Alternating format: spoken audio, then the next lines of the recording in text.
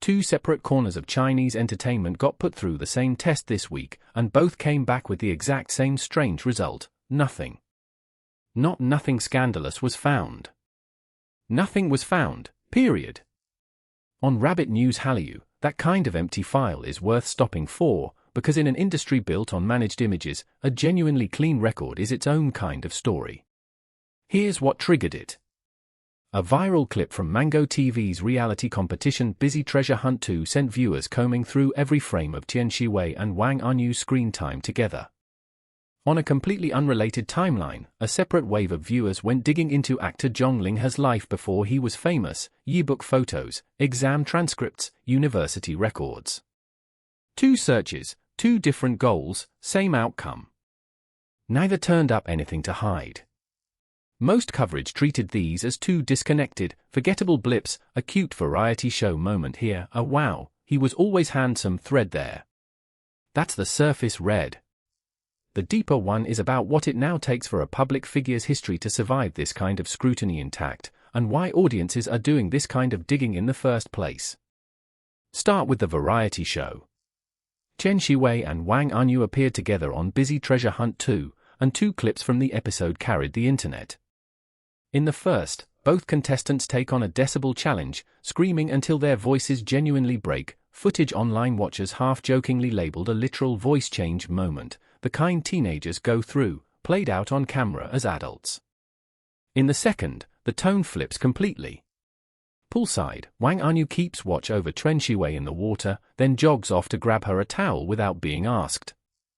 Later, in the dressing room, she does his makeup while he's barefaced and calls him a handsome guy on camera. He plays along, laughing it off but visibly pleased. In a blindfolded guessing game, he identifies her by touch instantly, with no hesitation.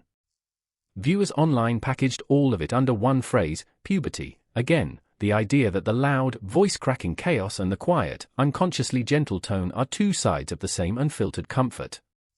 That reading is a fan interpretation, not a confirmed narrative, and it's worth saying plainly, nothing in the footage, and nothing on record from either party, frames this as romantic. What is on record is more mundane, and honestly more interesting. The two met during art school entrance exams back in 2016 and have stayed close for a decade, moving together from anonymous test takers to public names. A 10-year friendship reads differently on camera than a manufactured pairing does, and that's likely why the clips spread the way they did. Nothing about the interaction looked engineered.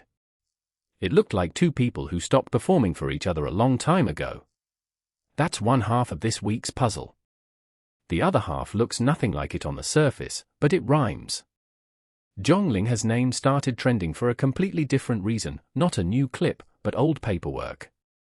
Fans went looking for a dark past, the kind almost every rising star eventually has surface, and instead found a decade of unremarkable, verifiable good behavior. Childhood photos through college selfies showed the same face, just better proportioned as baby fat disappeared with age, no dramatic transformation story to sell, no glow-up narrative for a documentary. Classmates and campus forums from his time at Nanjing Normal University describe him as a fixture on the school's informal confession wall, the kind of low-stakes campus fame that comes from people quietly noticing someone, not from any orchestrated attention. The academic record checks out too, and this is where it gets specific enough to matter.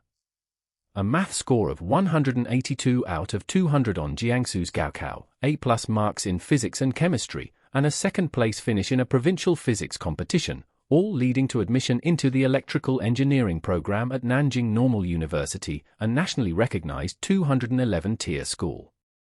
During his degree, he was reportedly preparing for graduate entrance exams with an eye toward joining the State Grid Corporation, while also working responsibly as a teaching assistant at an English training camp. None of that reads like a manufactured origin story. It reads like an engineering student's actual resume, one that happened to end up in the entertainment industry instead. But there's a specific detail buried in that scrutiny that's more revealing than the transcript itself.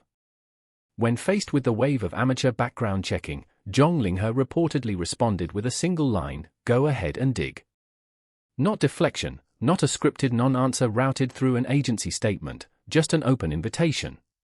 That response is the detail worth sitting with, because it's the exact opposite of how most public figures, or their management teams, typically handle an unsolicited audit of their past.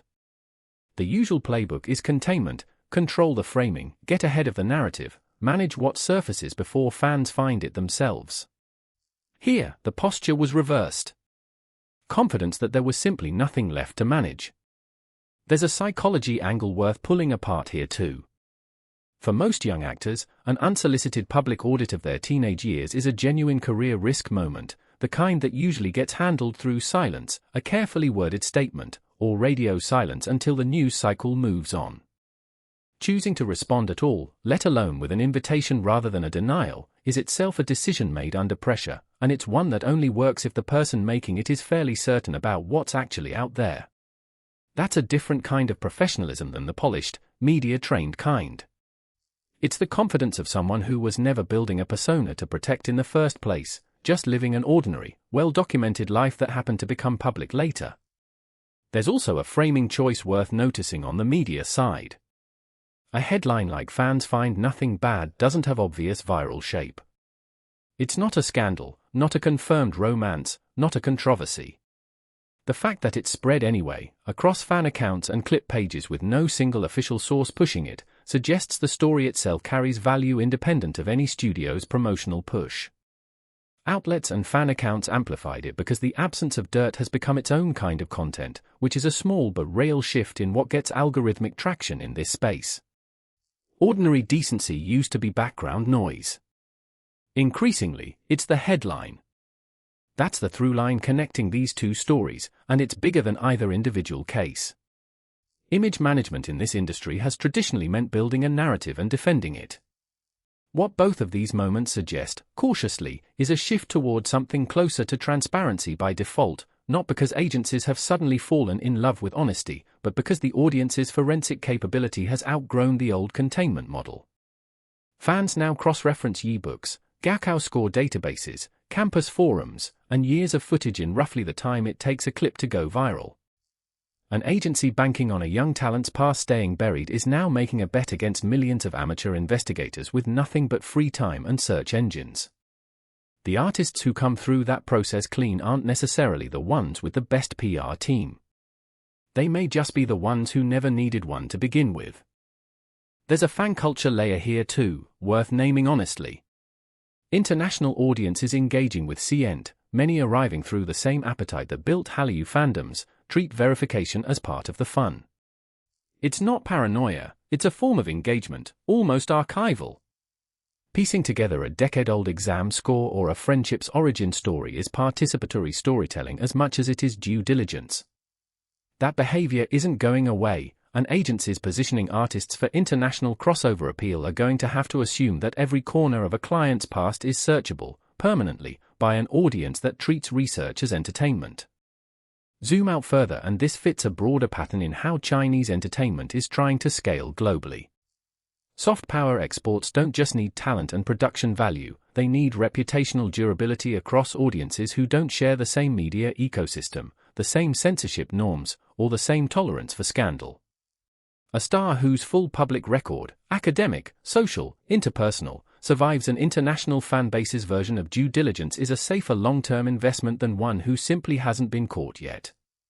What looked, at first glance, like two unrelated viral moments this week might actually be an early signal of what the next generation of exportable C-ent talent is going to be evaluated on.